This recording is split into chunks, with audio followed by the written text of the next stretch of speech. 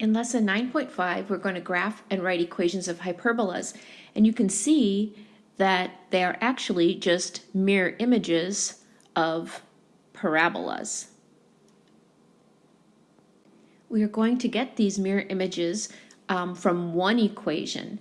So for vertical, we're going to use y squared over a squared minus x squared over b squared equals 1. It's squared. We're not using the sub values like we did in the distance formula. And then for left-right, we're going to use this equation, x squared over a squared minus y squared over b squared equals 1. Now let's look at where these values are placed, so it will help you determine if they open horizontally or vertically. First of all, notice that the a and b are not switching around like they did when we were working with ellipses. All that is happening is that for left and right, the x squared over a squared is positive, and then for the up and down, x squared over b squared is going to be negative.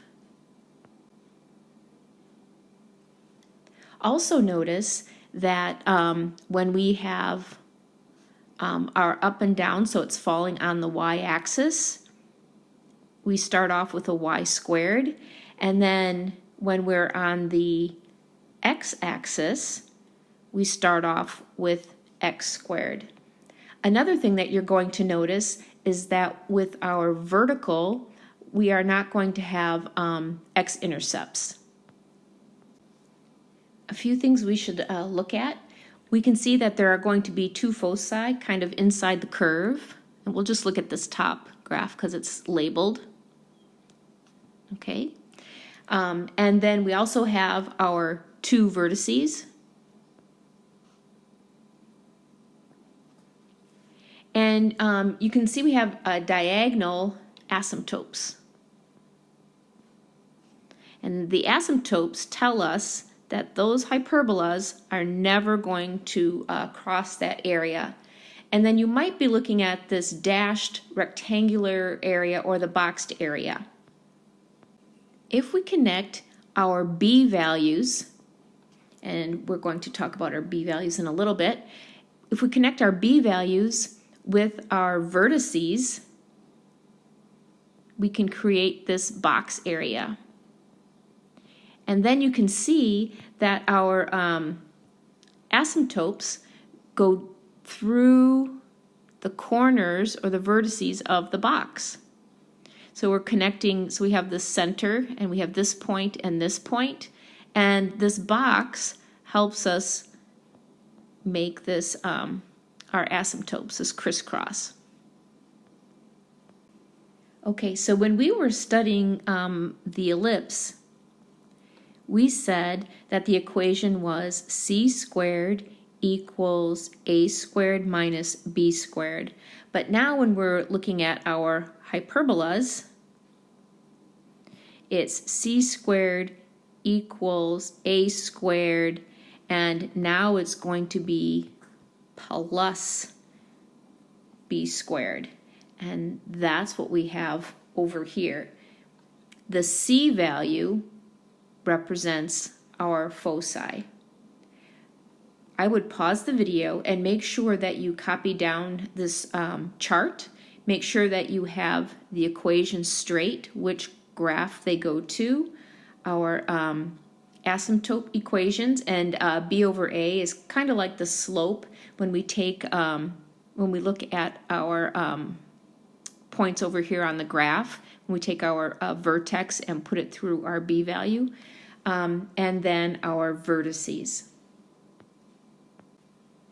As we found through looking at other videos and other examples, once we start putting in numerical values, it's going to make a lot more sense.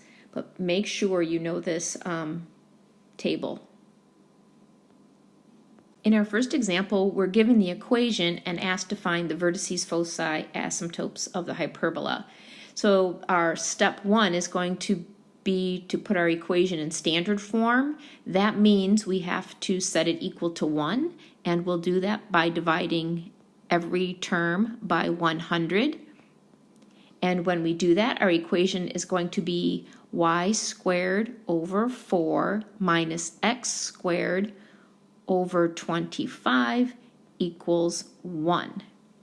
And because we have this y squared at the beginning, we know that the 4 represents our a squared value, and the 25 is going to represent our b squared value. From our chart on the previous slide, we know that a represents our vertices. So if a squared is 4, the square root of 4 is 2. So one of our vertices is going to be at 0, 2, and our other vertex is going to be at 0, negative 2. Now our b value, the square root of 25, is 5. So I'm going to plot a point on the x-axis for 5, 0, and over here, the inverse, we have negative 5, 0. Now we're going to draw our box. We're going to go ahead and connect through our a and b values. And again, remember I said it's like slope, rise over run. So we're going to connect through these corners, right through our origin, and we're going to be able to draw our asymptotes.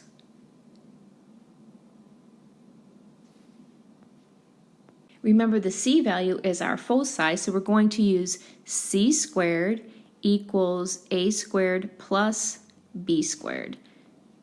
And we said our a squared value was 4, because 2 squared is 4, and then we said 5 squared, that's our 25. So c squared equals 29, and then we can take the square root of both sides, so c equals the square root of 29. And we could use that in our ordered pair, but to know roughly where it goes on the graph, if we put it into our calculator, it comes to be approximately equal to 5.385. So then we're going to go ahead and plot our foci, and we know our foci are going to be inside our curve. So this is our 0 square root 29, and our 0 negative square root 29, and we're going to draw a curve that goes very close to our asymptotes, and it goes through our vertex. And roughly, that's what our curve is going to, our curves are going to look like. So we have our vertices. We said that it was 0, 2, and 0, negative 2. Then we had our foci. We had 0, comma, square root 29, and 0, comma, negative square root 29. And the last thing we need to do is get our equation for the asymptotes. And if you remember that it was plus or minus a over b x. So that equation is going to be y equals plus or minus 2 over 5 up and over x. We have one last example.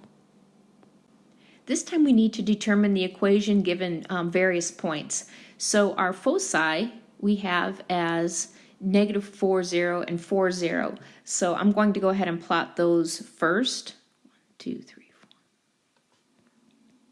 And then we're going to go positive. And we have those. I think it's helpful if we show a graph, and then it helps us figure out if it's up or down, left or right. And then it says our vertices are negative 3, 0, and 3, 0. So we're going to go here, negative 3, 0, and we have our 3, 0. So after we plot our points, we can see it's going to be a left or right opening. So I'm going to go ahead and draw a rough graph. So we weren't asked to graph, so I don't have to be too particular, just so you can see that it opens to the left and to the right. So we're on our x-axis. So now we know the x squared value is at the beginning. We are going to use x squared over a squared minus y squared over b squared equals 1. We're going to go ahead and put in our a value. Remember from our chart that this is the vertex, so we have x squared over 3 squared minus y squared over, and we have to figure out what our b value is. And remember, we were given the foci, that's the c, so we can use our c squared equals a squared plus b squared. So our c value was 4. 4 squared is 16 equals 3 times 3 is 9 plus b squared. We subtract 9 from both sides.